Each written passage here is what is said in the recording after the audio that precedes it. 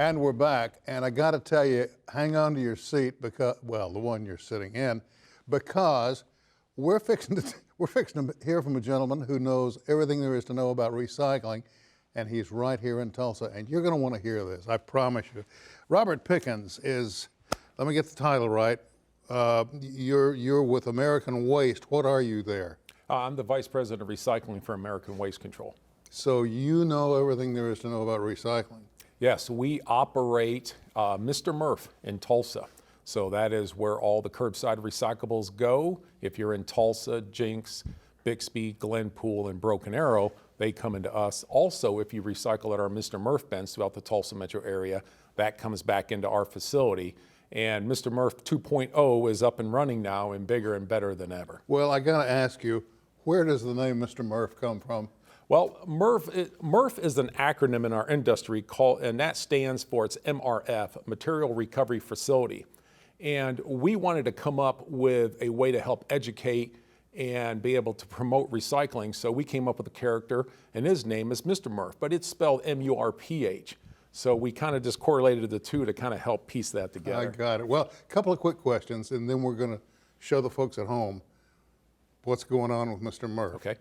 First of all, I go to the grocery store. I go to the hardware store. I go anywhere and I buy things, and on the bottom it says completely recyclable, and yet it's not on the list. Why is that? There are items that are recyclable that are accepted in some parts of the country or certain programs that are taking place, and there's other programs that don't accept those items. And a lot of it comes down to their ability to market that item close by to them. There's a cost involved of processing that material and then getting it to an end user who will use that product or that recyclable to make it back into a product with the packaging for that product.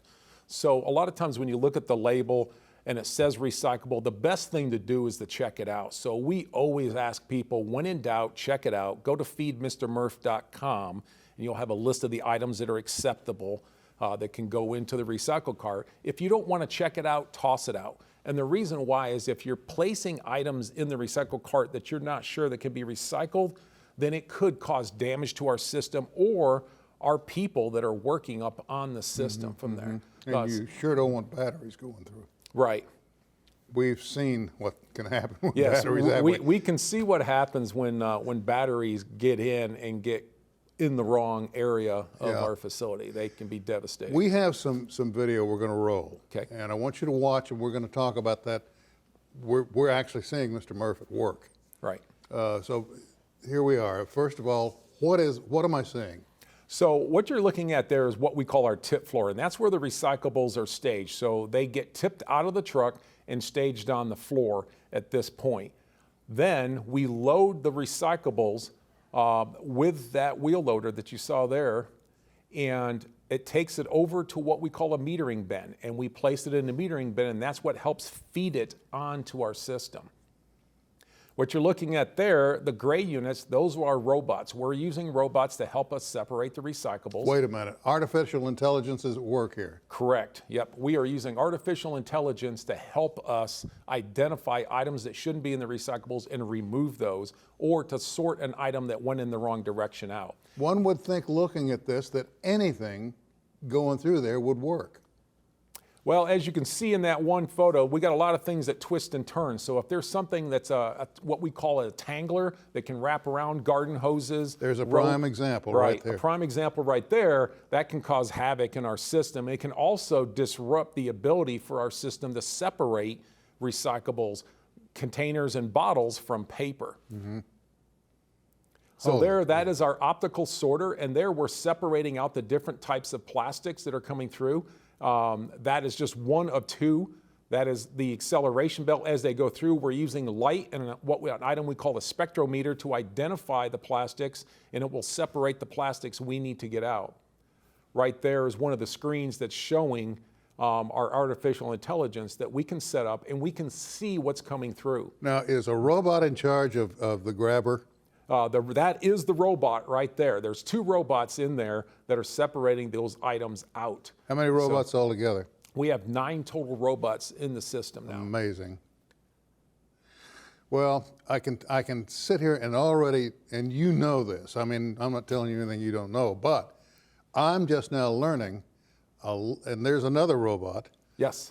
I'm just now learning that there are a lot of folks out there say, oh, well, it's marked, you can recycle, put it in the recycle bin, and it might not work. Right. It's always best when you're recycling, you have a recycling program in your area, to go to their website or to call them even and ask, what can I recycle and what is not going to be accepted as recyclable? There is where the recyclables first get introduced. So the job of those folks right there is to remove the items that shouldn't be in the recyclables, or at least as many as they possibly can.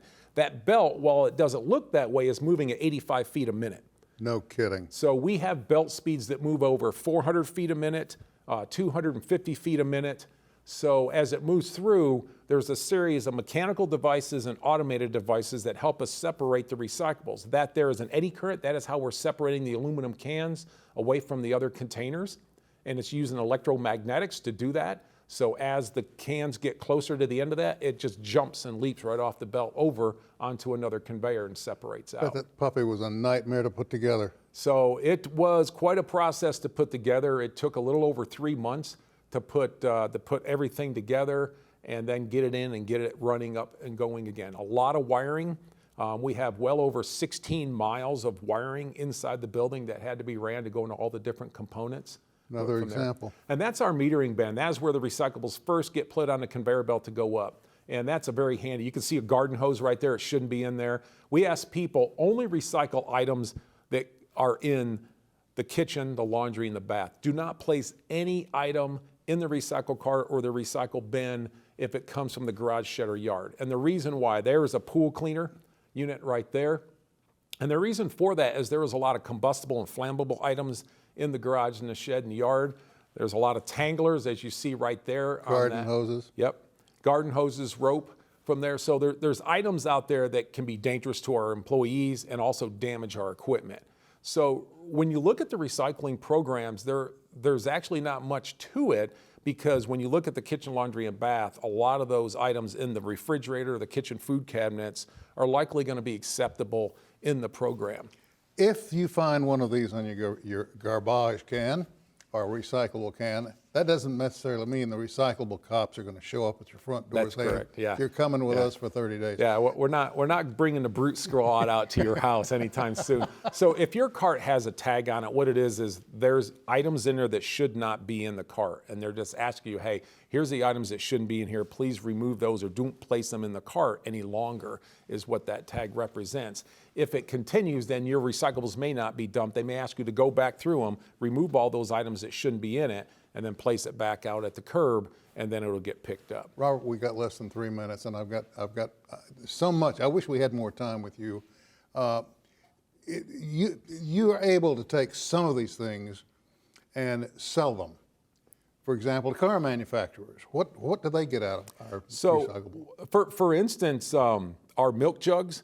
Most of the time we're selling them off to be made back into automobile parts as of late, is what's occurring right now with the automobile shortages, and it's with chips and everything, but the manufacturing's still strong with that. If you lift the hood of your car, a lot of times those plastic parts underneath there are made from milk jugs or detergent bottles. No kidding. Our pop bottles and water bottles are made into carpeting. It's also spun into a wool for clothing. But most of them are being made back into bottles again.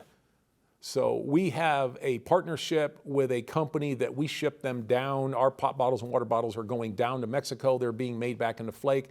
And then the bottle is produced down there, and it comes back to Oklahoma to be filled back up with carbonated, non-carbonated beverages. So all this talk in Washington about bringing those American jobs back home, they're really at home.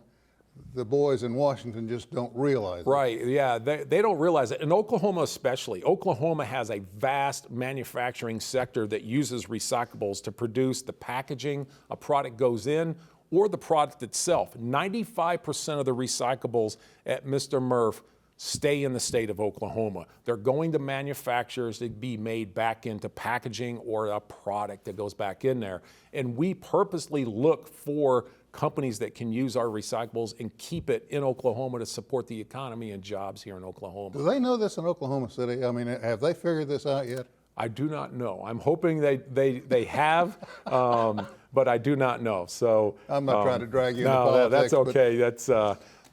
Yeah, we're very proud, and we want to be able to support Oklahoma, and it's good for everybody. It's a win-win all the way around. It's a win for us. It's a win for the citizen that's recycling because they know what they're placing in that cart is actually staying, for the most part, is actually staying here in Oklahoma.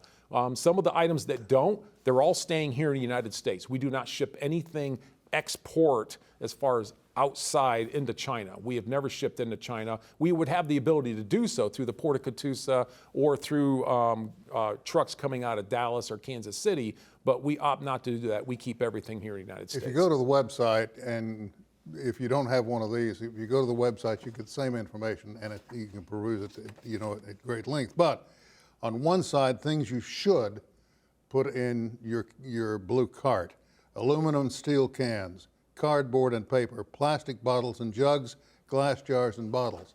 And then this side, I don't know if you can see, there's quite a lengthy list there, things you shouldn't put in your blue cart. That's what the gray cart's for. Toss it in that. That's right. Hey, thank you for coming by. You're welcome, Sam. I really do appreciate it. But I'm amazed. The robot, man, was freaky.